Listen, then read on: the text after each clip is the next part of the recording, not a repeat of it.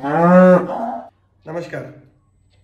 आज की वीडियो में साइलेज बनाते वक्त क्या क्या गलतियां हो जाता है और उस गलतियों वो जो जितना भी एरर जो भी हो जाता है उसको कैसे प्रिवेंट कर सकते हैं, कैसे रोक सकते हैं, क्या क्या गलतियां होता है और उसको कैसे रोक सकते हैं, उसके बारे में 10 पॉइंट्स हम देखेंगे।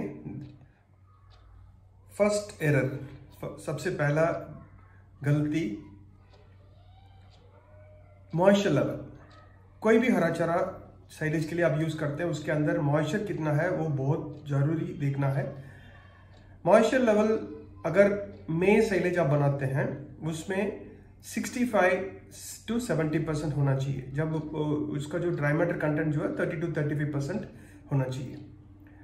उसके लिए जो खेती में 4-5 दिन पहले उसको पानी रोक देते हैं तो थोड़ा सा सूखना शुरू हो जाता है। अदरवाइज फ्रेश में 80% मॉइस्चर रहेगा, 20% ड्राई मैटर रहेगा।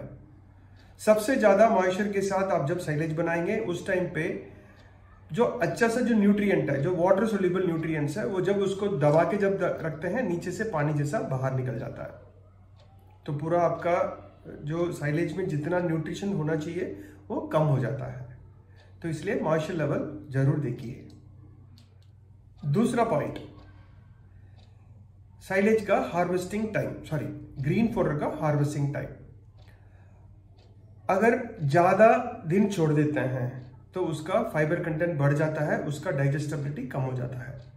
अगर कम दिनों में उसका काट देते हैं तो उसके अंदर न्यूट्रिशन पूरा नहीं हो पाता है। तो उस टाइम पे हमें मतलब 1 एकड़ से जितना भी न्यूट्रिशन आना चाहिए वो कम मिलता है। साइलेज तो बन जाता है लेकिन उसका जो न्यूट्रिटिव वैल्यू जो है कम हो जाता है। इसलिए कोई भी फोडर के साथ आप साइलेज बनाएंगे उसका जो हार्वेस्टिंग स्टेज जो है करेक्ट होना चाहिए। वो नेपियर का हो, ठीक है, ग्रास आइटम्स या मेज का हो गया, कोई भी हरा चारा जिसके साथ भी आप साइलेज बनाएंगे उसका जो रेकमेंडेड डेज ऑफ हार्वेस्टिंग, जिस दिन के बाद उसको काटने का जो सजेशन है उसके साथ आप उसको काट के साइलेज बनाइए। उस टाइम पे आपका मतलब आपके फार्म पे अच्छा सा साइलेज बन सकता है। तीसरा पॉइंट, चॉपिंग लेंथ, कितना बड़ा बड़ा उसको काटना है, ये भी बहुत जरूरी पॉइंट है। आजकल इंडिया में हम लोग अभी स्टार्टिंग स्टेज पे है। लास्ट 10-15 ईयर से सब लोग साइलेज बनाना शुरू किए हैं। तो मतलब कोई चाप कटर जो है उसको पूरा तोड़ देता है, कोई चाप कटर अच्छे से काटता है, लेकिन उसको जो काटने का जो तरीका है मतलब उसको मतलब ऐसा स्ट्रेट काटने के जैसा होना चाहिए। लेकिन इतना बारीक से नहीं हो पाता है, लेकिन इतना बड़ा मतलब 1 इंच से थोड़ा सा छोटा जितना लेंथ होना चाहिए। और कोई चाप कटर जो है उसको पूरा तोड़ देता है, मतलब जो पूरा छोटा पीस कर देता है। उस टाइम पे ना ज्यादा जूस वेस्ट हो जाता है और फर्मेंटेशन ठीक से नहीं हो पाता है। तो इसलिए आपको बराबर चॉप लेंथ जो है वो भी देखकर उसके हिसाब से उसका जो ब्लेड को शार्पिंग करना है वो उठा के देखिए। उसके बाद आपको पता चलेगा कौन सा चॉपिंग ठीक से हो रहा है, उसके हिसाब से आप उसको काट के स्टोरेज कर सकते हैं। फोर्थ पॉइंट, जो हम जब उसको पैकिंग करते हैं ना, कभी कभी छोटा साइलेज है जो आदमी उसके ऊपर चढ़कर उसको दबाते हैं तो उससे थोड़ा सा उसको प्रेशर कम मिलता है।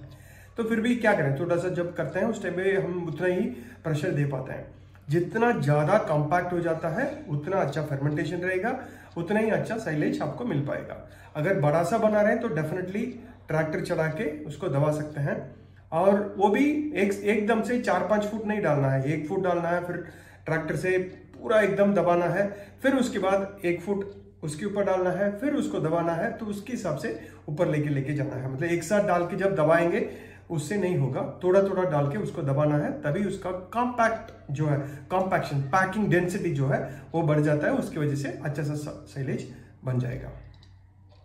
फिफ्थ पॉइंट, ये सब डालने के बाद ऊपर से जब उसको कवर करते हैं तो उस टाइम पे थोड़ा सा हम लोग ज्यादा ध्यान नहीं देते हैं। जब उसको जब कवर करते हैं तो लास्ट लेयर जो है ना उसका, और जो तौर पॉलिथीन ऊपर से जो पॉलिथीन कवर डालते हैं उसके बीच में जो जितना भी गैप है, उधर जितना भी हवा है उसकी वजह से जो ऊपर का लेयर जो है वो स्पॉइल हो जाता है। तो इसलिए जितना अच्छे से पैक करके ऊपर जो पॉलिथीन उड़ना नहीं चाहिए उसके हिसाब से पैक करके रख लो। उस टाइम पे अच्छा सा साइलेज ऊपर वेस्ट नहीं होगा। तो ये भी ज़्यादा गलतियां हो जाता है, बिगिनिंग स्टेज में हो जाता है। उसके बाद फिर धीरे धीरे हम जब प्रैक्टिस करते हैं उस टाइम पे उसके लिए ठीक से हो जाता है, ठीक हो जाता है। और कभी आप देखेंगे ना किसी बड़ा साइलेज में ऊपर टायर वगैरह डाल के रखते हैं, उसको दबा के रखने के लिए टायर वगैरह यूज करते हैं। Point number 6, fermentation time. मैं पहले वीडियो में भी बताया था, टोटल 28 डेज इसके लिए देना है। 21 डेज में फर्मेंटेशन खत्म हो जाता है, उसके बाद उसका स्टोरेज स्टेज शुरू हो जाता है। लेकिन 28 डेज के बाद ही आपका साइलेज अच्छे से फर्मेंट होके निकल सकता है। अगर ठीक है हमारे पास हरा चारा नहीं है, साइलेज का आज ही ओपन करना करके 15-20 दिन में भी कोई खोल लेते हैं, लेकिन उसमें साइलेज का क्वालिटी ठीक नहीं रहेगा। तो उसका जो मिनिमम पीरियड है 28 डेज छोड़ना चाहिए, तभी उससे अच्छा साइलेज बाहर निकल सकता है। उसके बाद सपोज हम बड़ा सा साइलेज बनाते हैं, फॉर एग्जांपल 10 एकड़ का एक साथ बनाते हैं, कोई 4-5 एकड़ का एक साथ जब बनाते हैं, उस टाइम पे ना 4-5 दिन उसको ओपन रख के उसके ऊपर डाल के क्लोजिंग करने में ज़्यादा दिन लगा देते हैं। तो जितना कम टाइम पे उसका क्लोज करते हैं ना, उतना ही जल्दी वो फर्मेंटेशन स्टार्ट होगा। अब फॉर एग्जांपल कोई क्या करते हैं, वो 3 दिन 4 दिन चलाते रहते हैं। तो उस टाइम में क्या है, नीचे जितना भी डाला हुआ है, जो पैकिंग किया हुआ है, वहां पे फर्मेंटेशन शुरू हो जाता है। ऊपर जो लेयर है उसमें फर्मेंटेशन नहीं शुरू होगा, बिकॉज उसमें आप लोग उसमें जब हम फिलअप करते रहते हैं तो उधर ऊपर से फर्मेंटेशन शुरू नहीं रहता है। तो 4-5 दिन में नीचे वाला कुछ अलग कंडीशन हो जाता है, ऊपर में कुछ स्टार्ट ही नहीं रहता है। तो इसलिए जितना जल्दी डाल के कवर कर सकते हैं उतना ही अच्छा है। ज्यादा दिन खींचना नहीं चाहिए। मैक्सिमम 2 डेज भी ज्यादा है, एक दिन में क्लोज करेंगे तो अच्छे से साइलेज मिल सकता है। नेक्स्ट, जब हम उसको स्टोरेज करके रखते हैं तो उस टाइम सपोज गलती से उसका जो स्ट्रक्चर है अगर कहीं टूटा हुआ है, या बीच में जब उसका पॉलिथीन टूट जाता है, उस गैप में हवा घुस जाता है अंदर, तो वहां पे जितना भी साइलेज है वो पूरा खराब हो जाता है। तो इसलिए हमें चेक करते रहना चाहिए, कोई टूटा हुआ क्या, कोई कहीं पे हवा वगैरह घुस तो नहीं गया, ऊपर जाके भी आपको देखना है, तभी आपको उधर से जो स्पॉइलेज जो है उसको मिनिमाइज रख सकते हैं। तो नेक्स्ट जो है एयर एक्सपोजर। जब साइलेज पूरा बन गया, हम उसको बड़ा सा साइलेज की बात कर रहा हूं, जब पॉलिथीन ऊपर उठा के हम उसको ना ब्रेड स्लाइस जैसा काट के स्क्रैपिंग करके निकालना है। उसके हिसाब से उसका जो जितना अंदर जा सकते हैं उतना अच्छा है। क्योंकि अगर आपके पास एनिमल्स बहुत कम है, आपने बहुत बड़ा साइलेज बना के रख दिया, तो उस टाइम पे ना थोड़ा सा 1-2 इंच निकालेंगे, तभी आपको जितना चाहिए वो सारा मिल जाएगा। एक ही थोड़ा जब स्क्रैपिंग करते हैं उसी में सारा कुछ मिल जाएगा। उसमें क्या प्रॉब्लम है, जितना एरिया जो हवा में एक्सपोज हो गया ना, वो सारा एरिया थोड़ा सा स्पॉइलेज भी शुरू हो जाता है। क्योंकि ऑक्सीजन जैसा मिलता है ना, इमीडिएटली वो स्टार्टिंग जितना भी एरिया जो हवा में एक्सपोज हुआ है उधर स्पॉइलेज शुरू हो जाता है। इसलिए डिजाइनिंग करते वक्त हमारे पास कितना एनिमल है, एनिमल के हिसाब से कितना किलो हमें हर एक दिन मिलेगा, और कितना फूड काटने से हमें मतलब साइलेज प्रॉपरली स्पॉइलेज को मिनिमम कैसे रखना है, उसके हिसाब से हमें डिजाइन भी करना है। तो तभी आपका स्पॉइलेज भी मिनिमम रहेगा। तो इसलिए साइलेज का जो प्लान बनाते हैं वो थोड़ा सा ध्यान से कितना दिन चाहिए उसके हिसाब से साइज फिक्स कर दीजिए। मल्टीपल साइलेज साइलोपिट फाइन, लेकिन साइज बहुत जरूरी देखकर बनाना बहुत जरूरी है।